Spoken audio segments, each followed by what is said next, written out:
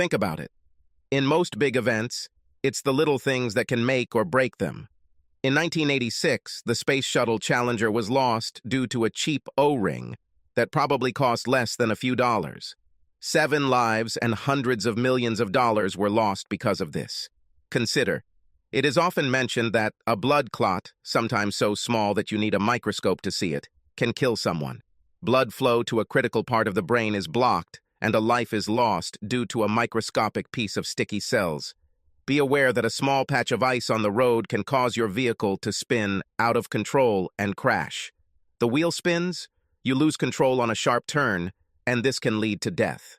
This list goes on and on. Some little thing, often even unnoticed, can destroy a major undertaking. But think about it. Can we call marriage an important endeavor? I think so. I consider my marriage an important endeavor. I've been married for just over 8 years to a beautiful woman named April. We have 2 wonderful boys, Chris and Charles. Chris is my namesake. Charles was named after my father. We live in a nice house with enough space for a growing family. I didn't graduate from college, but I have a good job as a mechanic. My talents and skills have provided us with a good life. I work long hours, but for the money I get, it's worth it. I have always considered my marriage to be the high point of my life. I worked hard to feed my family. I considered this an important undertaking and took it seriously. The things that destroyed my marriage were small things.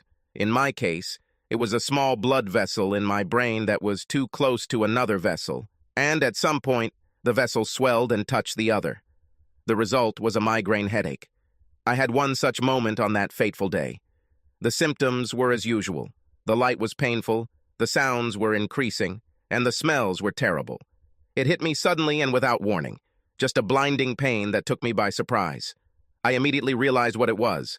The problem was that I didn't have my Imitrex inhaler with me, so I had no way to stop or alleviate the pain. The pills I carried with me were not as effective as the inhaler and would take time to reduce the pain to an acceptable level. I couldn't work with such pain.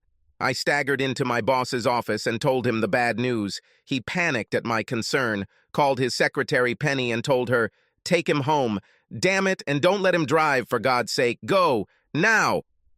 Penny helped me up, and she and my boss carefully led me out the door and down the hallway toward the exit. Penny led me outside and helped me lean my back against the wall as she walked to her car. I couldn't stand the light, so I kept my eyes closed and my hands to my temples, pressing them as hard as I could to numb the pain. Once in the car, I leaned back in the seat and tried to tune out everything. The pain was severe and getting worse. I was almost blind. The light forced me to close my eyes tightly. The sounds were now just an unbearable buzz in my head, and the smell was disgusting, causing my stomach to rebel. Since Penny knew where I lived, I didn't have to say or do anything while she was driving. It seemed to take forever, but eventually she stopped the car, walked around, opened my door, and pulled me out. I walked, following where she led. It was all I could do. Penny led me inside and helped me to the kitchen, where I told her to open the refrigerator and get out her inhaler. She found it, put it in my hand, and held it while I inserted it into my nose and pressed the plunger. I inhaled at the same time, taking the aerosol into my lungs, and from there, it quickly entered the bloodstream. I asked her to take me to the living room next to the kitchen and help me lie down on the sofa. I asked her to close all the blinds and turn off all the lights. She did so, waited a few minutes until I told her that I could already feel the beginnings of relief, and she left. I thanked her for driving me home and welcomed the silence as she left. I must have fallen asleep quickly once the pain began to subside, because sometime later I woke up to voices. The room was very dark, so I knew it was later in the day. When I remembered where I was, I immediately noticed that the pain had disappeared. I felt like I had been beaten, but that was just a remnant of a migraine. I sat up slowly and waited a couple of heartbeats to make sure the pain wasn't just lurking, waiting to get to me. She disappeared. God bless. I sat there in the dark, recognizing the voices of my wife April and her friend Robin from next door. I think they didn't know I was there since it was dark and the lights were still off. Maybe April just let me sleep in, suspecting that I might have come home early, but no, my car wasn't in the driveway. She probably didn't even know I was here. Maybe I would just surprise them both. I stood up, ready to tiptoe to the door and then jump out when I began to pay attention to their words. "Come on, April. How was it? Was it as good as before? Tell me the details, girl." It was fantastic. I felt like I was in heaven. This time, it was even better than before. I swear. God, it was almost mind-blowing. It was the best sex I've ever had. Even better than with Chris, better than with your husband. Hell yes. I love Chris to death, but he never made me feel that way. Never. Of course, I never allowed him to do such things to me. He would think I was a real slut if I did that. But then Carl must think you're a slut. Of course, but I'm his slut. And I like it. God, I can't wait for next time. Aren't you afraid that Chris will find out? What would he do? Have you thought about this? You're risking a lot, you know. Chris will never know. And even if he did, so what? He won't do anything about it. He's nice, and he would forgive me. He would never divorce me and risk losing his children. He loves these children and knows that I will take them away from him in a heartbeat. All I would need is a ruthless lawyer and he would be fired. That's not like you, April. I've never heard you talk about Chris like that. How can you say you love him when you say that? You're scaring me, girl. I think you're making a huge mistake. I really want to warn you. I love Chris. I really love him, but I don't want to end what I have with Carl either. I want both. I want the sex I get with Carl and the love I get with Chris. I need both, and I won't give it up. I've heard enough. My migraine went away, but the pain in my heart was much worse. The pain was so intense that my stomach clenched and my breath took away. I heard a ringing in my ears, and the blood began pounding in my head. I was afraid I was going to have a heart attack and held onto the door frame until I felt my body begin to return to some degree of normalcy. I still didn't let them know I was there, but as my control returned, the anger inside me increased until I felt like I was ready to explode. I straightened up, raised my head, and walked out into the light of the kitchen. There was a sudden silence when Robin saw me first. She looked up and paused, her eyes widening and her mouth opening in a shocked, "Oh!" Her hand flew to her mouth, and she quietly exhaled. "My God!" April turned to see what she was looking at and saw me standing there. Her face turned from satisfaction to surprise, to fear, and then to anger. And all this in the blink of an eye. She pushed back her chair and stood up, turning to face me. "How much have you heard? Why the hell were you hiding there and spying on me?" I just looked at her silently. My gaze moved to Robin, who immediately stood up and said, "I have to go. Pete and I will keep the boys if you don't come get them. I'll call you later." With these words, she almost ran out the side door. I watched her leave without saying a word. As soon as she left, I looked back at April, thinking that this was the woman I had loved unconditionally for the last 8 years of my life. 8 years that were the happiest of my life. I expected that we would be together for the rest of our lives, but now that expectation has been shattered. There will be no eternity for us. We won't grow old together. April killed it tonight. Where are the boys? Where were you doing while you were having fun with your lover? Did you care about them, or did you have too much fun having sex with another man and leaving them unattended? Now I am calm and cool. The pain was still there, a deep, cutting pain. It would take a long time for this pain to subside. April had a look of anger on her face that turned her beauty into an ugly mask. Maybe the mask was the real April. Maybe it was April, who I never saw, but who was inside all along. She whipped back. "The boys are with Carly." Robin and I went shopping and Pete looked after them. And I wasn't with anyone else, just Robin. By making this statement, she felt like she had scored a point.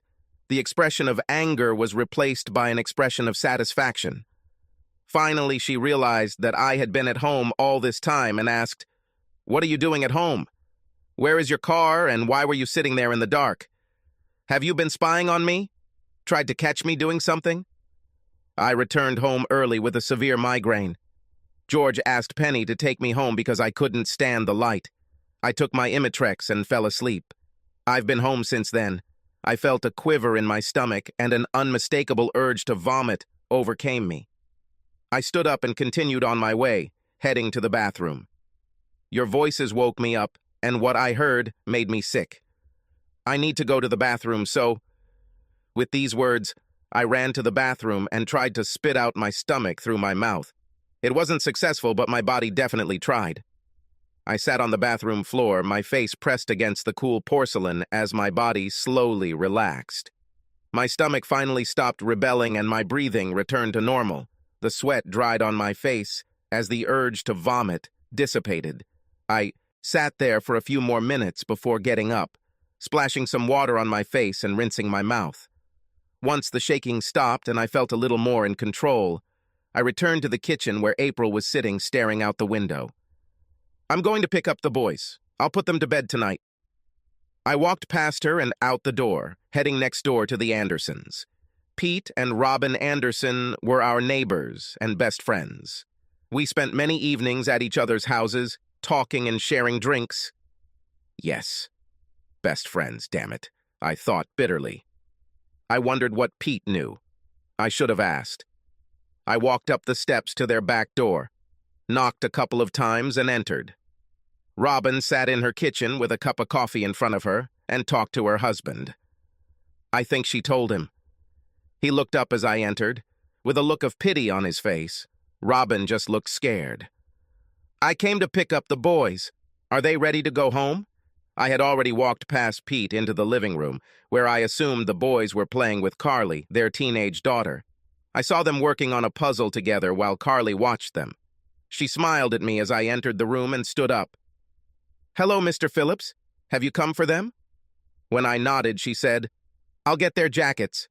I stood watching them, and a feeling of sadness overwhelmed me. Scenes like this were victims of infidelity, as I imagined.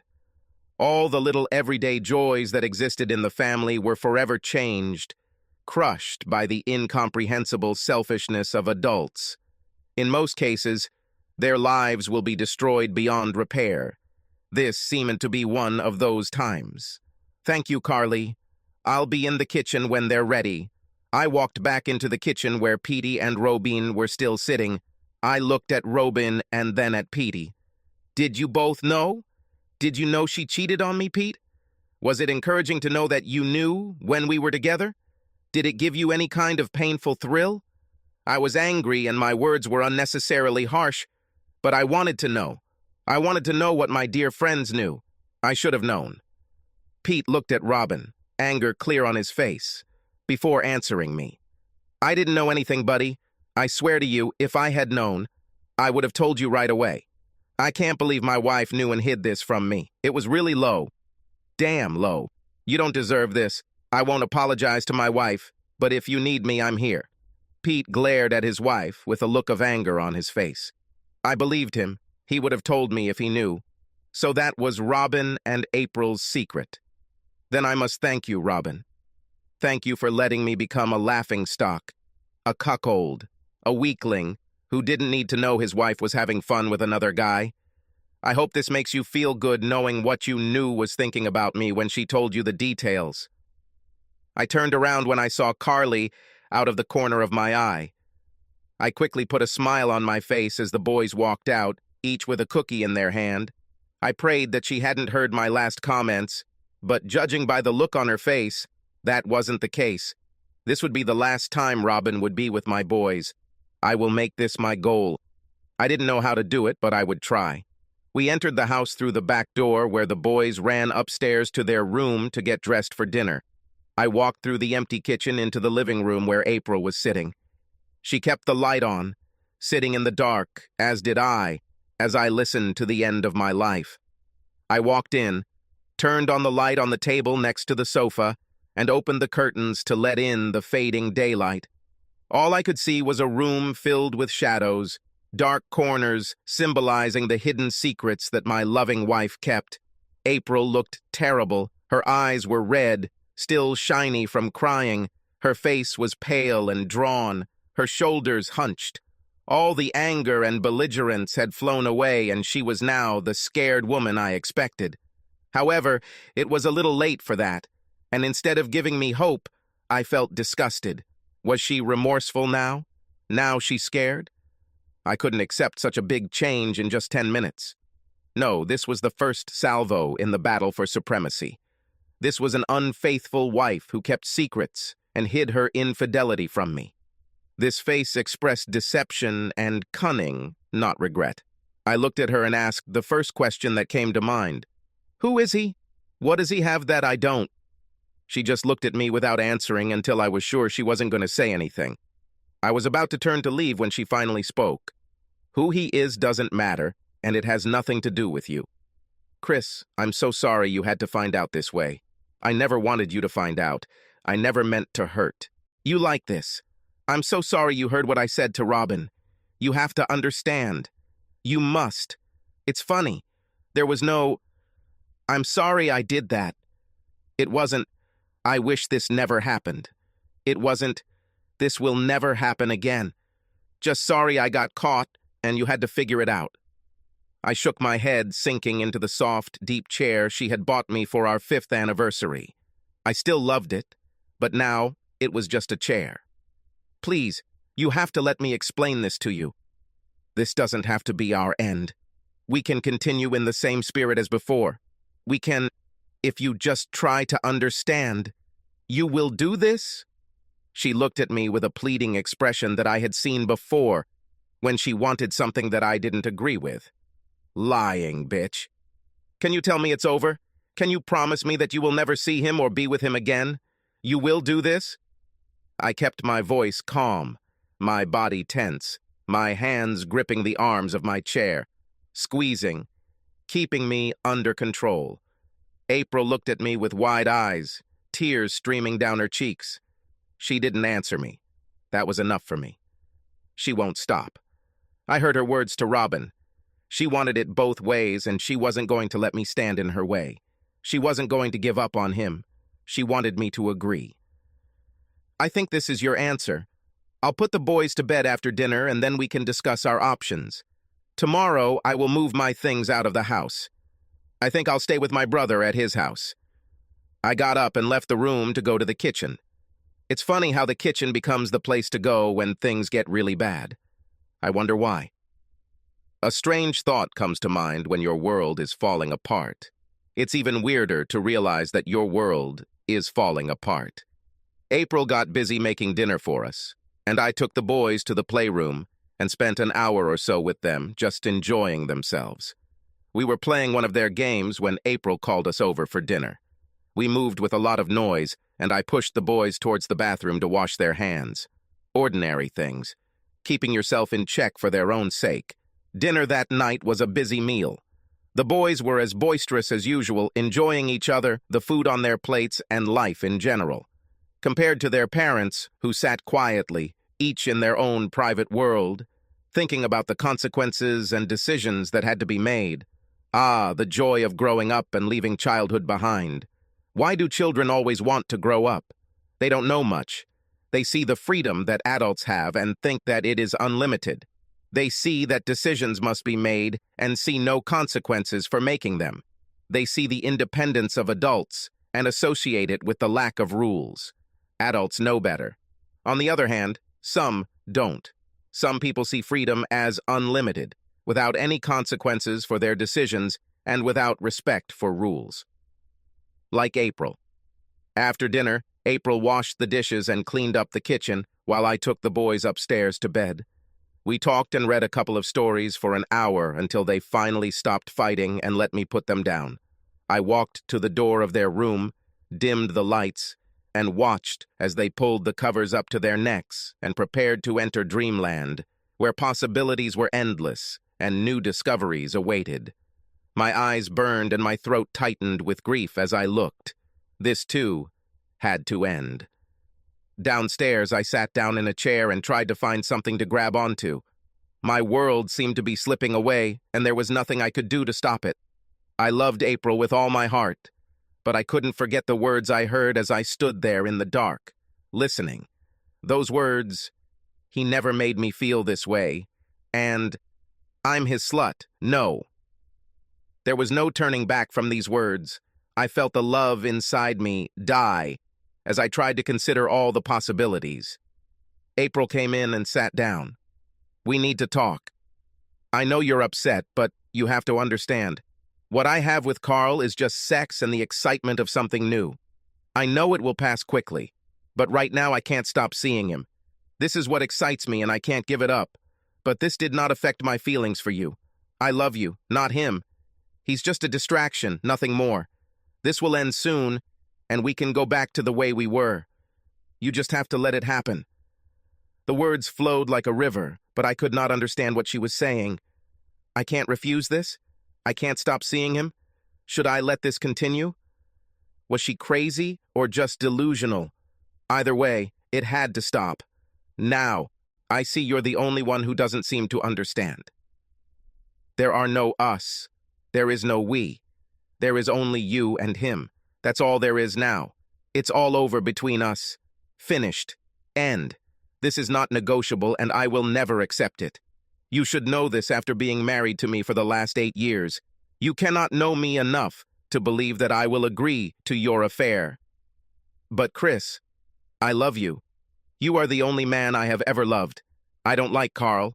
Please try to understand. Give me this time. Please, baby. For the sake of our marriage and our family, give me this time. Take as much time as you want. Tomorrow I will contact the lawyer, and we will split everything equally. I have no desire to hurt you like you hurt me. I just want this to end. Now I was emotionally exhausted and just wanted to go to bed and forget for a while. My headache was a thing of the past. But the pain in my heart was real, and I just wanted to forget for a few hours. But I was not prepared for what came next. Then, damn you, no divorce. I will fight you every step of the way and take everything you have. I will make sure that you do not get custody of the boys, and I will limit your visitation rights in every way possible. If you don't give me what I want, it will cost you everything, and I'll still have Carl. You can't stop me. Know that. I listened to this speech, and then it dawned on me that this marriage had already ended a long time ago. This degree of anger and disrespect was not sudden. It was planned and well thought out. She never worried about hurting me. If that were the case, she would never have done it in the first place. She would have ended this before it even started. Instead, she anticipated that I would find out, and instead of ending her affair, she decided to hurt me as much as possible. There was no love here, only greed and the desire to humiliate me. I watched her as my anger grew. I know my face showed her that she had gone too far. Her expression, distorted by the venom in her words, changed from satisfied to fearful. Then my words came out. I just want to tell you one thing, April. When you corner a rat, it attacks you. She will fight to the death when you try to deny her any chance of escape. You should have known that before you pushed me. But now you did it, and you will pay for it. Please, Chris, I don't want to do this, but I have no choice. I love you and will do everything in my power to keep you from leaving us. If you don't try to understand and accept this, I will fight you. You will have no choice but to give in and stay with me. I know you. You love me and the boys too much to leave. I know you, Chris. You will stay. Goodbye, April. Tell the boys I'll see them when I can. I'll just grab some things and then leave. I'll pick up the rest of my things later when we can agree on a time. I went upstairs and quickly packed a bag that would last me a day or so. Nothing special, just my things from the bathroom, a few pairs of underwear, jeans, and socks. Not much after 8 years of marriage. Now there are only bitter memories. But I had 2 wonderful sons, and that was all I cared about right now.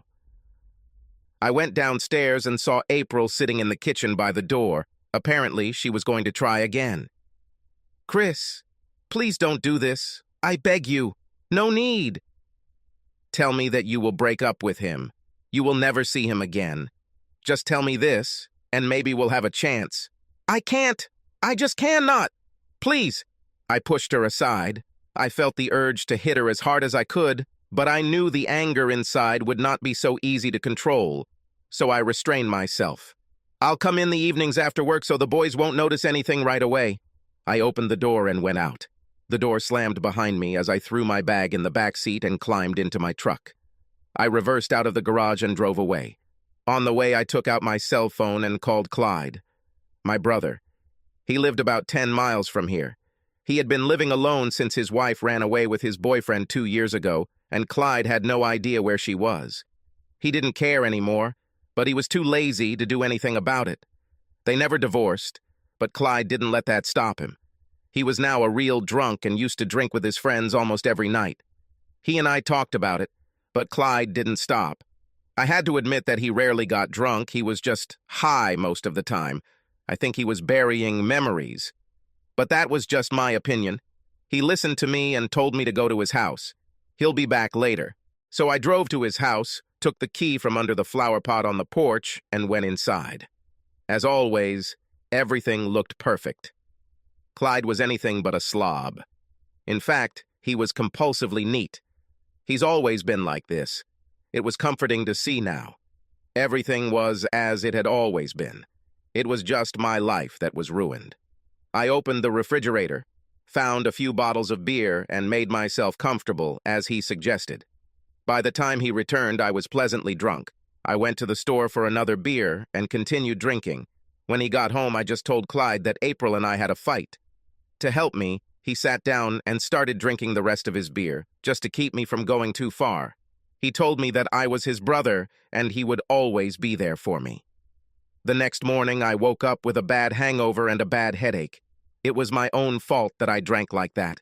Even though I had a reason, it was no excuse. I staggered into the bathroom and stood in the shower, letting the cold water wash away the last of the alcohol in my blood. There's no point in staying drunk. I looked for Clyde and found a note saying he was at work and would report me. Not surprising, since we had to work that Saturday. Clyde and I worked at the same place for a company that rented heavy construction equipment to most of the major contractors. Customers came from all over the state to get their equipment, and we were two of the best mechanics. Our job was to keep the rigs running, no matter the problems. It was good money and long hours, but it paid what I expected to provide for my family. It was my job to provide. So I had to work. I knew I had to continue earning the money that April used to maintain that big house she was so proud of. I believed she saw it the same way I did, a home for us and safety for our family. I was proud of it, my way of providing, my way of honoring and cherishing my family. It wasn't like she told me last night. April thought about it differently. It was her safety, it was okay, but she also saw it as an advantage to keep me over her head in any divorce. She wanted the house and the money I made, but only to buy nice clothes for her lover, for trips to Victoria's Secret to buy lingerie for her lover. I increased the water supply to drown out these thoughts. Even though I was late, I needed to get out of here and go to work where I could think, plan, decide, things I couldn't do now, things April had already thought about.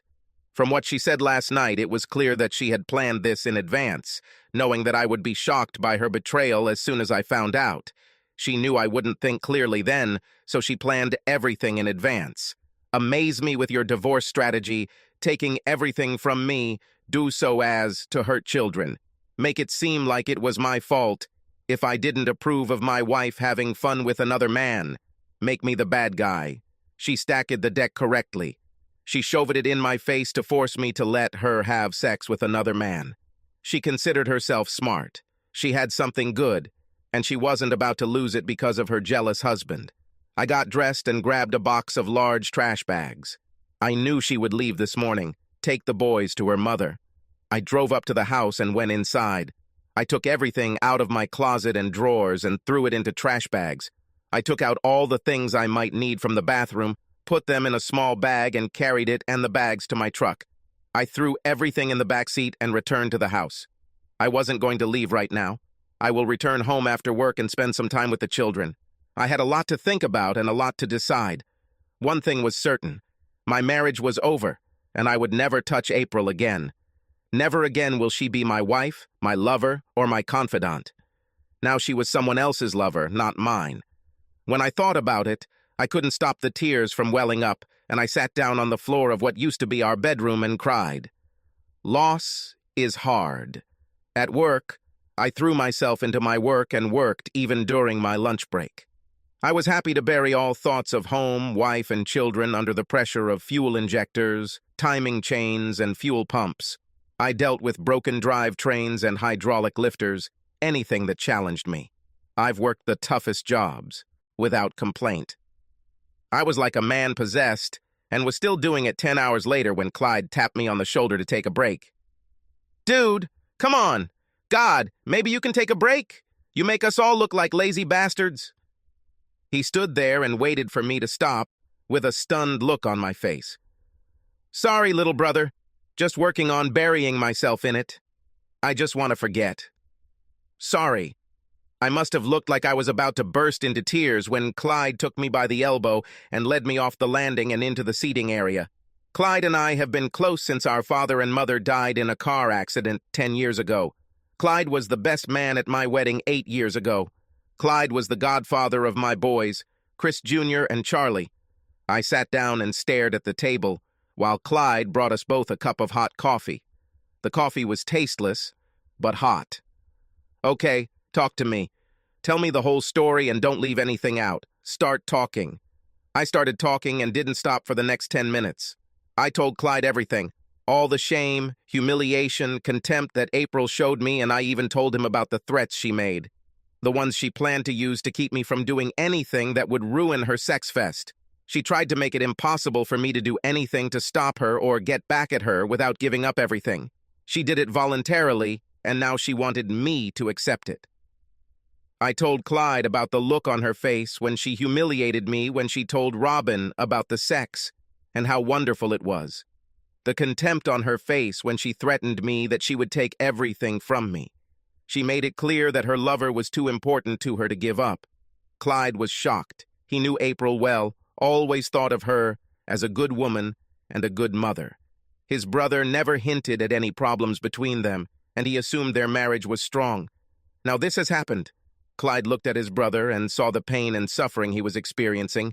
It was painful just to see it. Chris was a good man, a reliable father, a great provider, and through it all, someone the guys in the garage knew they could always trust to be there for them. Over the years, he has helped more than his fair share. Clyde started to get angry. How could she do this to him? What the hell is wrong with her? His anger began to rise as he looked at his brother and best friend, broken and beaten. Chris, listen to me. You're not going to accept this, are you? You have to do something. Let me and the guys help you. It is unbearable. He looked at me with concern written all over his simple face. It was caring for me. I felt it. I looked up with a hopeless expression on my face. What can I do? She will take everything from me if I divorce her. Child support, support for her, house, car, everything. You know I would never take anything away from my children. She uses children as weapons against me. She knows I won't hurt them. And now the idiot with whom she is having fun will replace their father. He's a jerk who thinks it's okay to have sex with someone else's wife. I can't do anything. Clyde shook his head and growled. To hell with both of them. You know I loved April like a sister. But now she's made her bed and she'll have to lie in this. We have to go after them both. The first thing we have to do is find out who he is. This is the easy part. Let me make a couple of calls. Then we can talk. I just shrugged. Okay, but I don't know what you think I can do. She doesn't tell me anything about him. So what? We will find him and rot him like anyone else. And you know you can never get April back, right? What she did makes it impossible. She will never respect you again if you agree with what she does. No way, dude. Now she is another man's toy. I was surprised for a second, but then a slight smile appeared on my face. You are right. She is no longer my loving wife. Last night I learned how quickly love can turn to hate, and my hatred for her today is stronger than my love for her last night.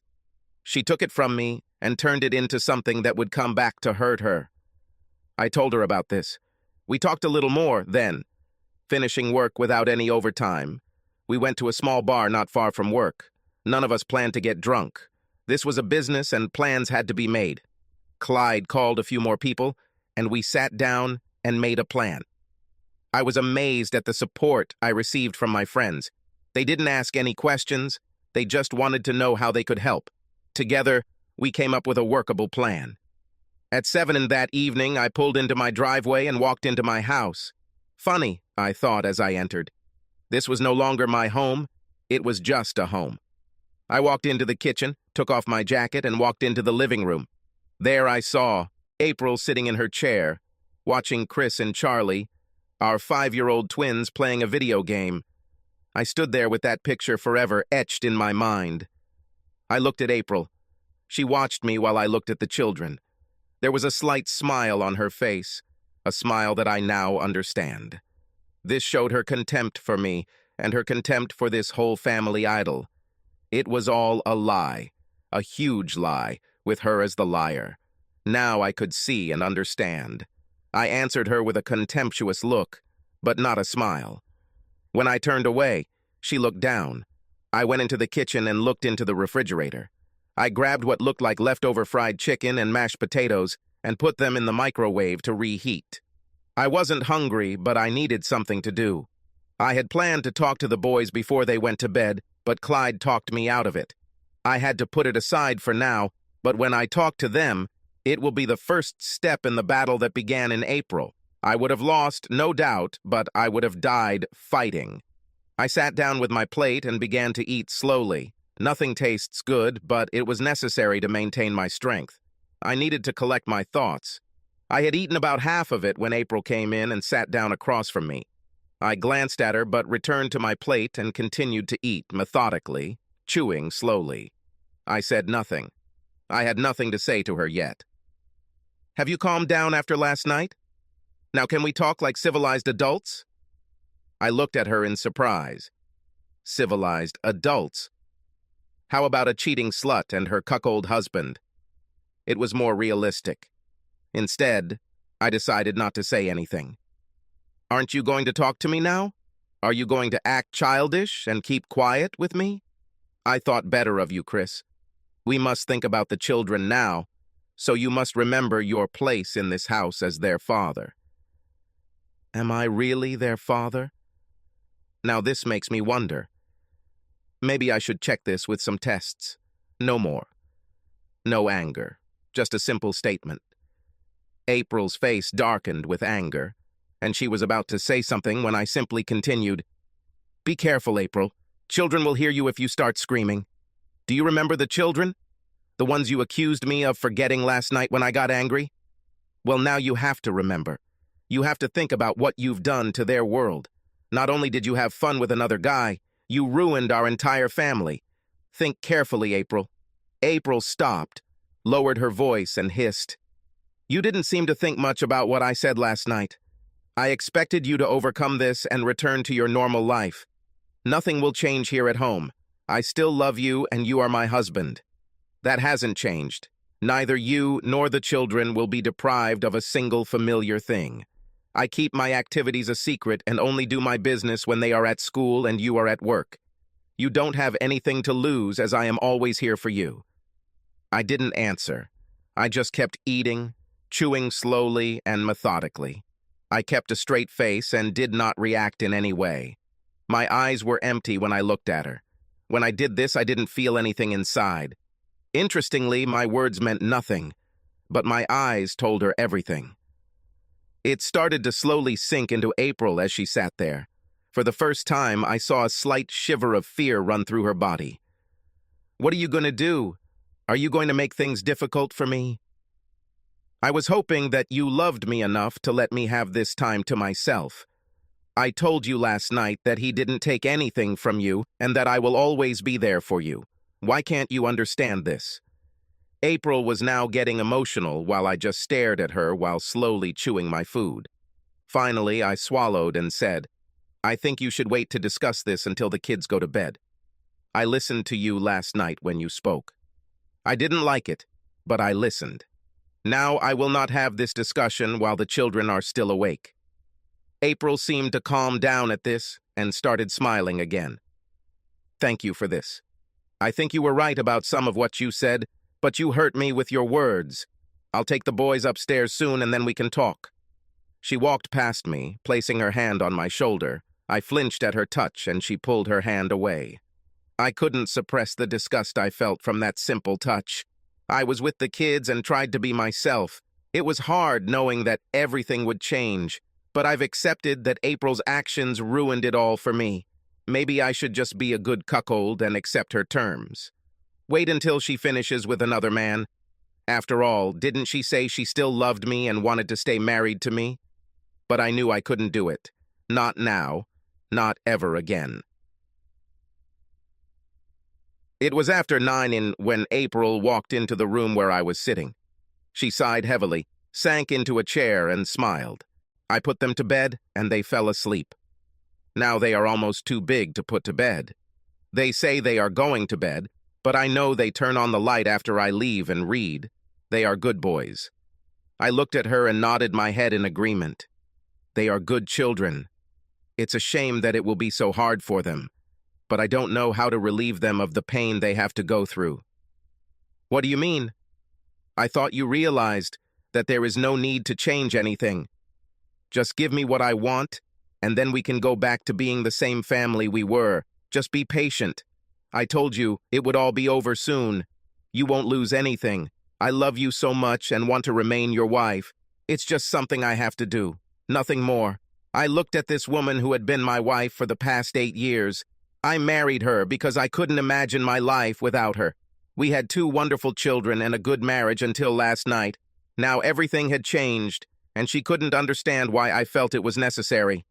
Well, I wasn't going to go into detail tonight, but I needed to be clear. April, I listened to you last night. You said what you wanted. You said that you love me and want to be my wife. You say he doesn't take anything from me. You don't tell me who he is because you say it's none of my business. And you told me what would happen if I tried to divorce you. You made it very clear that you will take everything from me without any remorse, as you said. You threatened to take everything from me, including my boys. You made this very clear. April listened, but she had a look of anger on her face. She was not happy with my presentation of her words, whatever they were.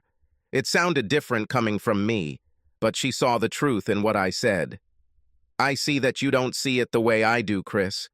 I told you that this had nothing to do with our marriage, but you didn't listen.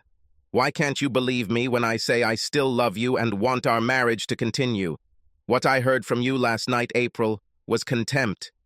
Contempt for me and our marriage. When I got angry, you responded with threats. Threats that you had thought through before you spoke to me. Contempt for me, for everything I have done for us over the years. You humiliate me, denigrate me, threaten me, and accuse me of misunderstanding. You knew perfectly well that I would react exactly the way I did. Why do you think you have already decided what to do with me? Why did you think that you had ready answers to all questions? Now I was starting to get angry. Until now I had been calm and in control, but it was gradually slipping away. April's angry face made me furious. I concluded, "One thing you forgot last night, April, when you threatened and backed me into a corner that you didn't think I could find a way out of. I told you then, and I will remind you now, even a rat will fight a cat when it is backed into a corner and has nothing to lose." With these words, I stood up and walked away. As I approached the kitchen door where April was sitting, I stopped. I'm going to stop somewhere else for the night for a while. I'll come home after work so the kids won't notice anything right away. What do you mean you're staying somewhere else? Why don't you stay here? We can't solve this problem if you leave. Chris, do not do that. I really love you and don't want to lose you. I don't know what I will do if you leave me. Please, Chris, let's try to sort this out. There must be some way to make this work. I'm sorry, April. The only thing I know now is that I don't love you anymore. You succeeded in your infidelity and killed all my love for you last night. This is the only thing I know for sure. I don't know what I'm going to do yet, but I know for sure there's no turning back now. Chris, what about your vows to love and cherish me? Have you forgotten them? I also remember your vows to me. You swore on our wedding day to give up everyone else, but you didn't. You promised to love only me, but you gave another man what we shared. I cared for you, loved you, kept our marriage vows, and gave you everything I had. It wasn't enough. You gave what was mine to someone else. You gave it away and destroyed my love in the process. So, yes, I can move on from this. You destroyed my love for you to pieces. I can leave, and I will leave. I got out and went to Clyde's house. He agreed to let me stay there as long as I wanted. I needed some time to finish what we started. Soon it will all be over, and I will start my new life. Over the next few days, I worked and spent time in the evenings with my children. But I didn't say anything else to April.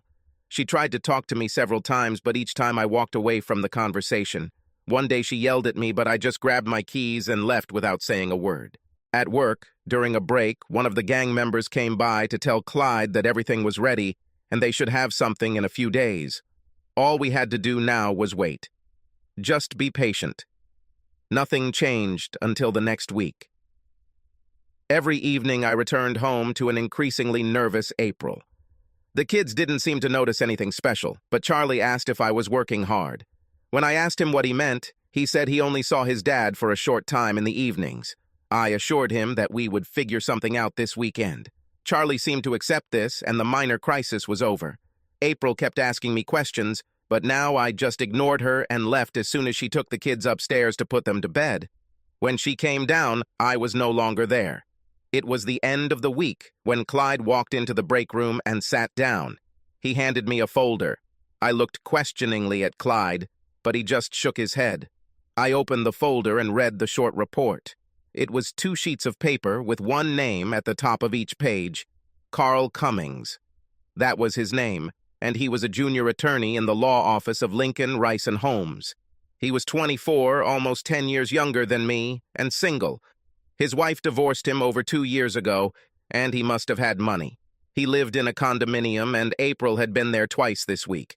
She came during the day and stayed for an hour or longer each time. So now I had a name and address. Now I knew who this man was, and I knew something about him. What I didn't know was that April saw something in him that she didn't see in me. What did he have that was worth giving up marriage for?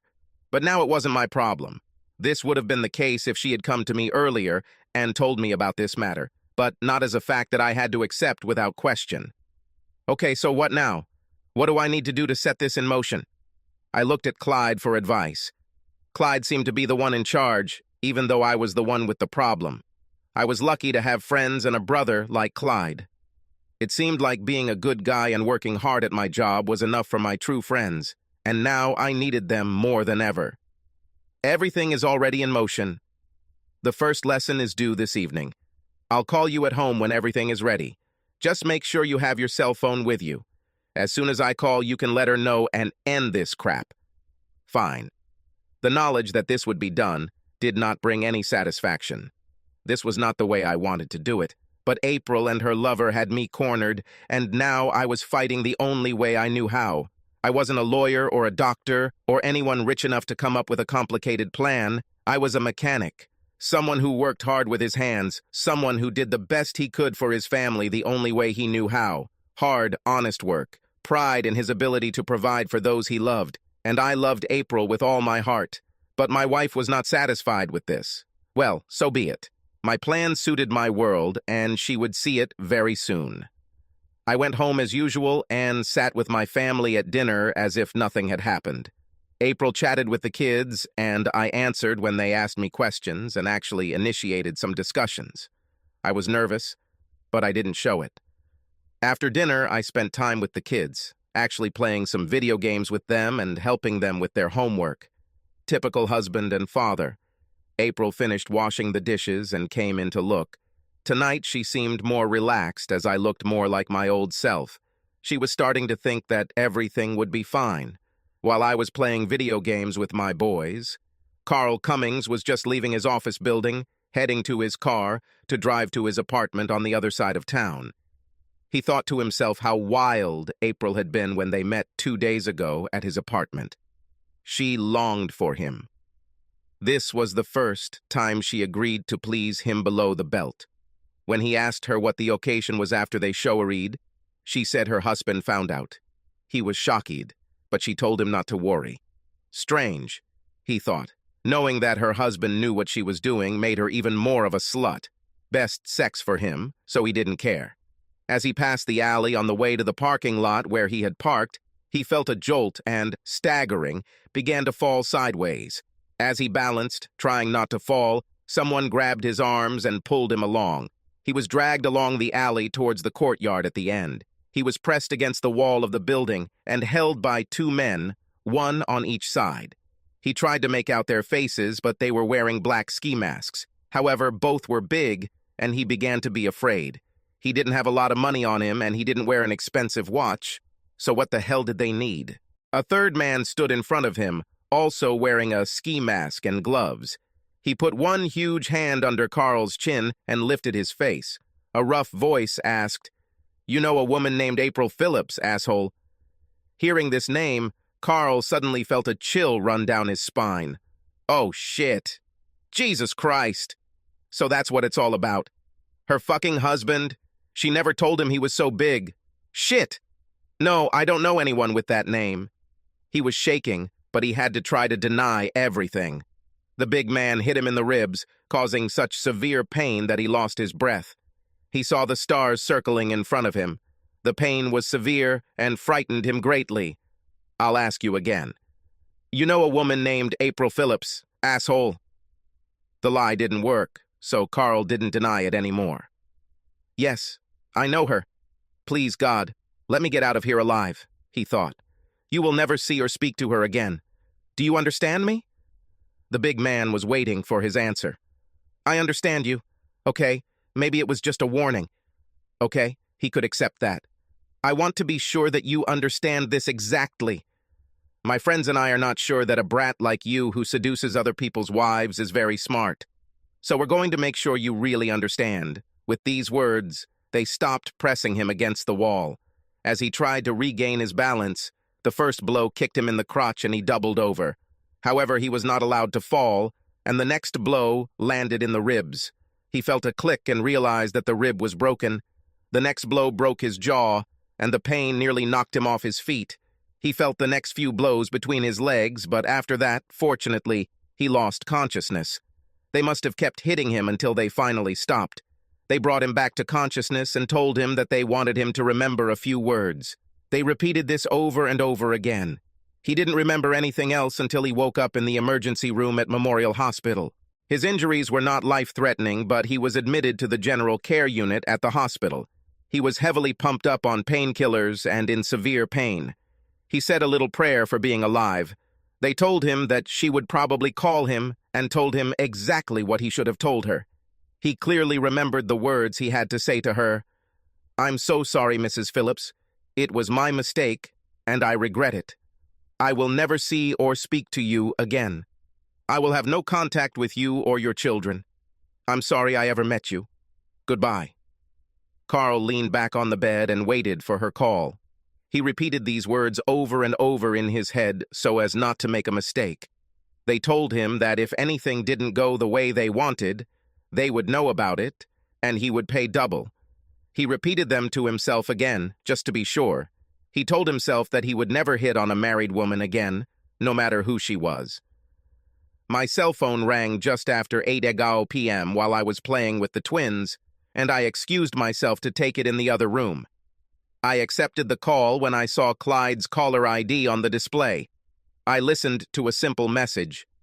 It's done. Lesson 1 completed. He was admitted to the hospital. Then the phone went off. I put the phone away and returned to the living room with a smile on my face. April noticed this but didn't say anything. However, she smiled, thinking it was good news.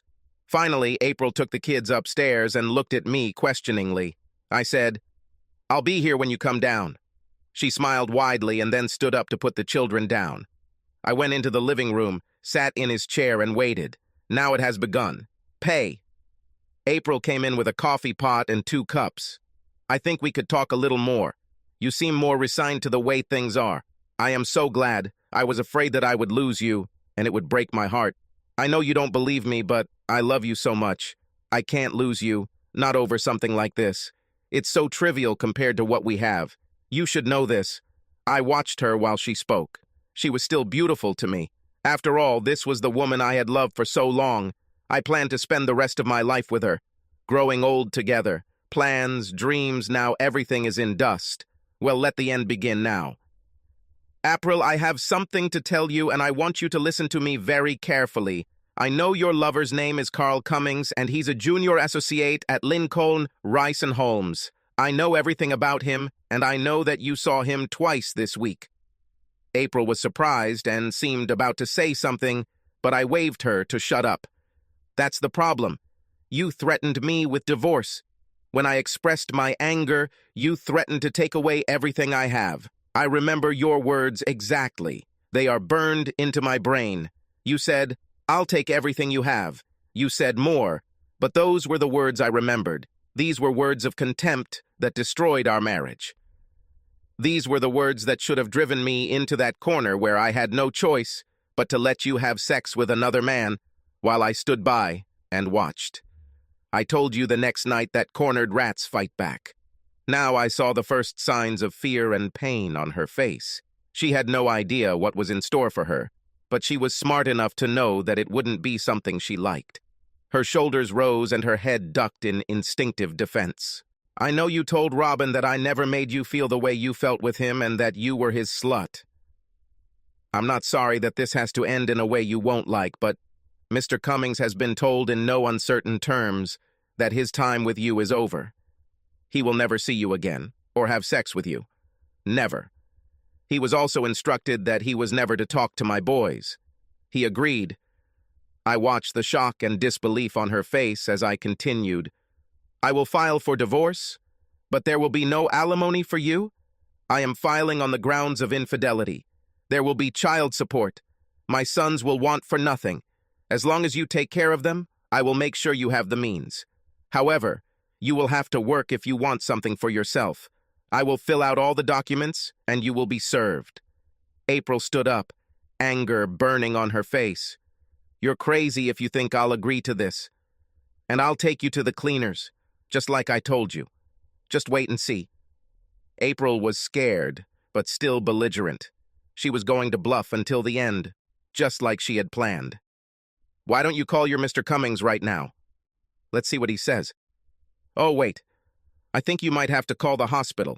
That call I received earlier told me he was in the emergency room at Memorial. I assume it has already been accepted by now. Just call him on his cell phone to find out. You can use mine. I already have his number. Susan looked at me in horror. What have you done? What did you do to Carl? Oh my God. Chris, what did you do? Why, April, are you even asking me? I've been here at home with you all evening, and I was at work earlier, so I couldn't do anything to anyone. Why do you think I did something? Why on earth would I do anything to your lover? You made it clear to me that I should stay away from this. This doesn't concern me. I had an expression on my face that was sure to frighten April. She's never seen me like this. I was a calm, meek person who never hurt anyone. I could never even physically discipline the children and leave it to her. Now she saw me differently. My face was cold and hard, and my eyes were dead. April came into the next room and I heard her talking on the phone. She must have been shocked because she came back with tears in her eyes. She fell into a chair and stared into space. I sat down calmly and took the newspaper. I knew what she heard on the phone. Her lover was in the process of leaving her. It was either this or suffer a beating every time he saw her. That was the promise made to him by the 3 very large men who picked him up as he was leaving work today. They explained to him exactly why he was being picked on and what he should expect if he ever saw or spoke to April again. They wanted to be sure he understood. April wiped away her tears, took a deep breath, looked at me and said, "Well, it looks like you won." Carl told me he never wanted to see me again. He said that all my things would be sent back to me. He never wants to talk to me again. Well then, I guess you have nothing to worry about. I have a lawyer, so he will sort everything out. Everything must end very quickly. I put the newspaper down and got up to leave. I'll talk to the boys this weekend and let them know why we're getting a divorce. Maybe they're old enough to understand. If not, they will grow up and remember. As I was leaving, I looked back and saw April sobbing. If I remember your words correctly, April, you said that your romance is something that will pass quickly and then everything can return to normal. I laughed, a bitter, evil laugh. You're still young and beautiful, April. Maybe you can find someone who will put up with your sick fantasies. Someone who wants an open marriage. Someone who will let you have fun with as many men as you want. I couldn't be like that, but that was just me. Good luck. Children don't understand this, but we understand. Adults have to live with the consequences of their actions. The consequences suck. Subscribe to our channel so that your second chaff doesn't cheat on you, and go ahead and listen to the next story. because this story is nothing compared to the next one. If you're under 18, don't even think about listening to the next one.